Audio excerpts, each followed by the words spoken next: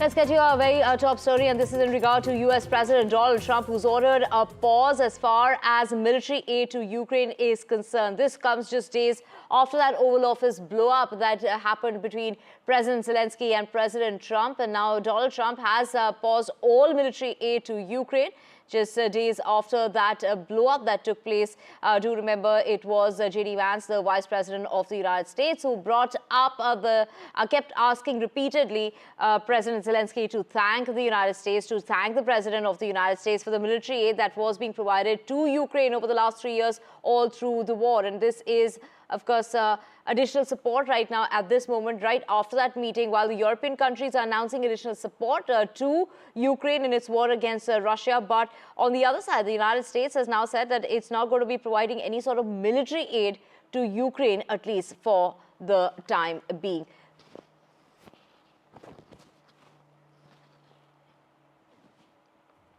My colleague Ghazali joining us to get us more on this. Ghazali, of course, this is an outcome of that meeting. In the meeting, this conversation kept coming up by J.D. Vance when he kept saying, have you thanked the president? Have you thanked the United States? To which, Zelensky repeatedly kept saying that I have thanked people in this cabinet. I have gone ahead and thanked people of the United States repeatedly. And that is his grateful message that we saw a video even after. But, this is the United States taking that knee-jerk reaction and pulling out as far as military aid is concerned, at least for the time being. Yeah, Divya, actually, many analysts and best watchers believe that perhaps that depth diplomacy which was needed to deal with Mr. Trump was certainly lacking with Mr. Zelensky. Because before Mr. Zelensky met with Mr. Trump, we already had two leaders from Western nations, like Starmer, the UK Prime Minister, had met him. Then there was another leader, Emmanuel Macron, the French president, was there. And they both kind of stopped Trump in that public meeting in front of the press. They had to stop Trump at times, interrupt him.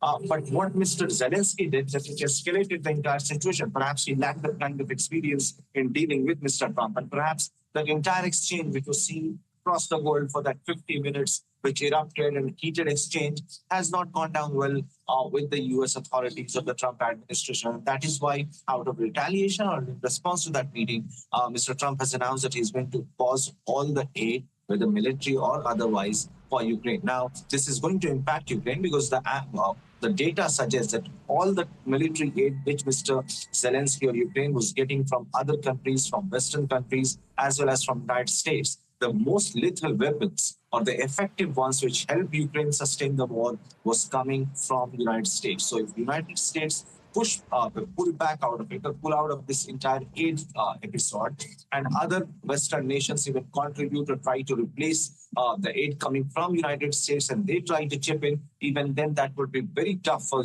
Ukraine to sort of continue with the war, because already Russia has occupied a lot of territory. Now, what is the solution or the way forward? From here onwards, it also has created a big wedge between the European leaders and the United States, because after this public spat and Mr. Trump very outrightly claiming that Mr. Zelensky is not there for peace, he's not interested in peace, and he's taking an undue advantage of US supporting this war. It has clearly shown that by European leaders or European countries backing Mr. Zelensky and Ukraine after this public spat certainly has created a big wedge between US and its all trusted allies in the West.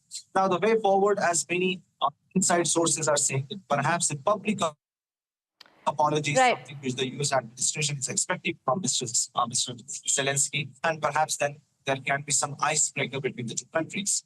Right, Ghazali, to get more on this, thank you for all those details. Glenn Carl, the former Deputy National Intelligence Officer for Transitional Threats, National Intelligence Council, is joining us. Thank you so much for speaking with us at NDTV.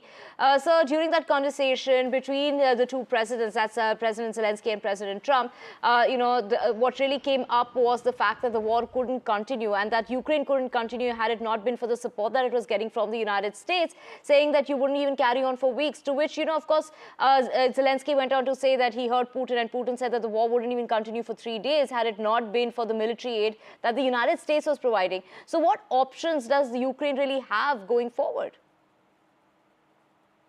Well, it seems that Ukraine at present has enough weapons and enough munitions to continue fighting apparently for about a year, and finances also. It's a much different situation today than 3 years ago. Ukraine produces about 40% of its weapons and ammunition needs, and receives substantial aid from Europe. So it's losing 30% of its weapons, which is apparently what the United States provides, is, of course, a serious, serious blow. But Ukraine can continue, and now it depends on the Europeans for how long. Right, of course, European countries have assured more assistance to Ukraine right after that blow up of a meeting that took place at the Oval Office. You know, we had heard Donald Trump call Zelensky a dictator, then gone back and said, did I even really say that? Now that he's put a pause to this, to the aid that is being provided to Ukraine, do you feel that he's going to, again, bring about another change, go back on his word and, of course, perhaps then be providing aid? Because, the aim for Donald Trump, from what he's been saying since the beginning, is that he can put an end to this war in a phone call. And then he did have that meeting, and we did see what really happened during that meeting. It all went south. But do you think that something can come out of it even now? That is possible. I think that's highly unlikely. If something coming out of that, by that we mean a restoration of U.S. support for Ukraine. Trump has been in the bag and a puppet of Vladimir Putin for many years. He has been, he'll say anything, but he's been quite consistent in his, always consistent in his hostility to Ukraine.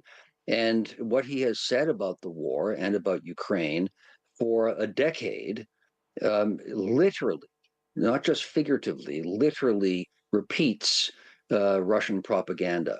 So for Trump to once again start to give U.S. aid to Ukraine, I think is unlikely. Right, so like you did mention that they have enough to fight the war for another year or so, but sir, it's already been 3 years into the war. Something that the world really needs at this point in time. Putin is ready to come and come to the table as far as negotiations are concerned. Ukraine, the ball really lies in the court as far as Ukraine is concerned. What do you feel could perhaps change things around? Well, Putin is willing to come to the table if he gets what he wants, and without U.S. aid, he sees a higher, much higher possibility that he can achieve what he wants, and that is the destruction of Ukraine as an independent state. He always has maintained that Ukraine is part of Russia's empire and is a false state. He falsely asserts, and that's highly debatable, but clearly the Ukrainians have a sense of national independent identity. And he falsely has claimed that Ukraine is a creation of the CIA. That's just a total nonsense, and worse words I should use than that. So peace is possible if Ukraine is destroyed. Right, so right after that meeting, take us through how does Zelensky emerge out of that meeting in terms of the kind of popularity that he has, and perhaps, the weightage that he'll have in terms of what he says going forward? Well, other than those who support Russia, Zelensky's support and what non-Ukrainians think of him is very favorable. Something like 70% of Americans, if not 80, are appalled, according to the polls, happily, at what Trump is doing. The Ukrainians, unsurprisingly, have rallied even stronger, more strongly around Zelensky since the ambush by Trump in the White House. And the Europeans, NATO and Europe both, overlapping but not identical sets, have also rallied to support Zelensky. So if we accept Russian propaganda, then Zelensky has a problematic future because of the Oval Office. And it's a real existential crisis for Zelensky because of Donald Trump and what the U.S. now is doing. But his support remains strong, with the exception of those who support Russia. And that's a small minority. If the world population, it doesn't exist in Ukraine, really, and in the United States is distinctly very small compared to the traditional support of the U.S. for Ukraine.